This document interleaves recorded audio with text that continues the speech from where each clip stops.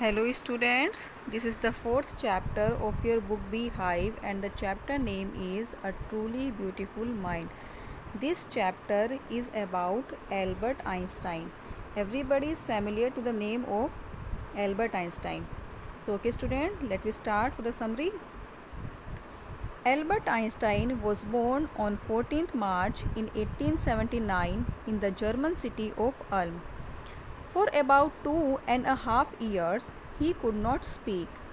When he did learn to speak, he uttered every word twice. His playmates called him Brother Boring, and his mother regarded him a freak because of the abnormally large size of his head. At school, his headmaster regarded him as stupid and good for nothing, but he proved them all wrong. At the age of 6, on behest of his mother, he learned to play the violin. He became a gifted violinist later. At the age of 15, his family shifted to Munich.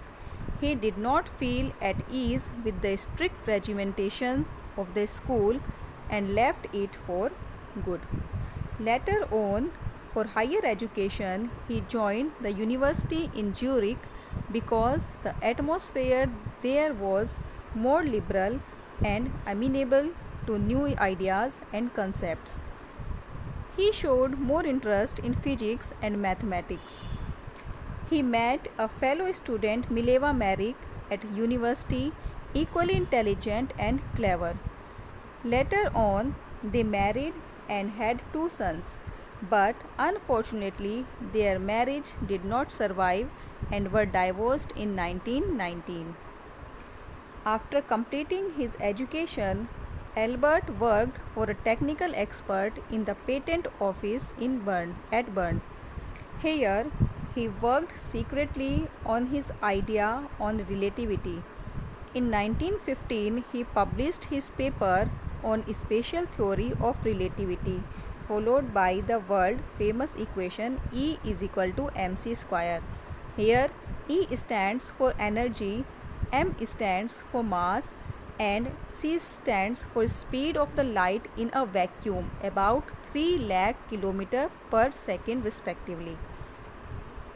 In 1915, he published his paper on general theory of relativity, which gave an absolutely new definition to the concept of gravity. This theory made him a famous figure. In 1919, during the solar eclipse, his theory came out to be accurate and revolutionized physics. In 1933, he emigrated to USA as Nazis had come to power in Germany. He did not want his finding and research to be used for destruction. In 1938, when Germany discovered the principle of nuclear fission, he was the first person to write to the American President Franklin D. Roosevelt about the dangers of the atomic bombs.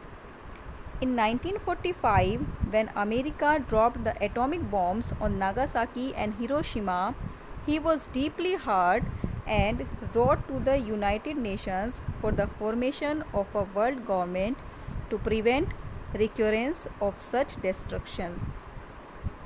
He spent his later days in politics advocating world peace and democracy. He died at the age of 76 in the year 1955. Okay students, so this was the summary of the chapter A Truly Beautiful Mind. All the students will write down this summary in your notebook and after that you will learn it. Okay, thank you.